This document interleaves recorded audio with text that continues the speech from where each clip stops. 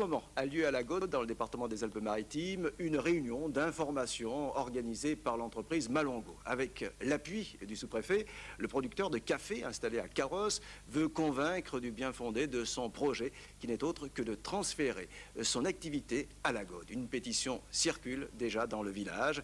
Voyons cela avec Nathalie Layani et Didier Beaumont. Carros avait son usine de café, la Gaude aura peut-être sa cité du café.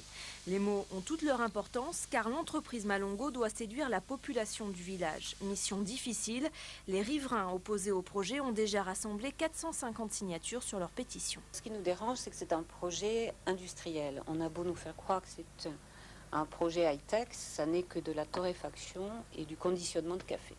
Pour l'ensemble du village de la Gaude et même celui de Saint-Janet, ce seront des nuisances obligatoires et particulièrement des nuisances au niveau des camions. C'est sur le site d'IBM que Malongo voudrait s'implanter. L'entreprise promet peu de camions et presque pas de fumée ni d'odeur.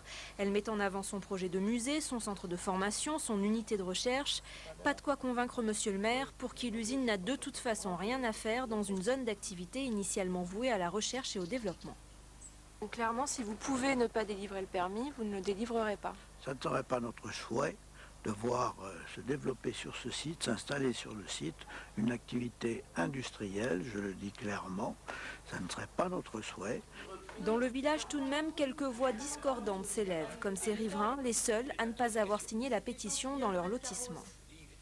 Moi, du moment qu'il y a des créations d'emplois, nos jeunes ont besoin de travailler et de vivre normalement. On manque de travail et là on propose du travail et ce sont les privilégiés qui s'opposent encore à l'implantation d'une entreprise qui va engendrer du travail. La direction de Malongo n'a pas souhaité s'exprimer, mais son PDG rappelle que le projet prévoit la création de 50 emplois à la Gaude ou ailleurs.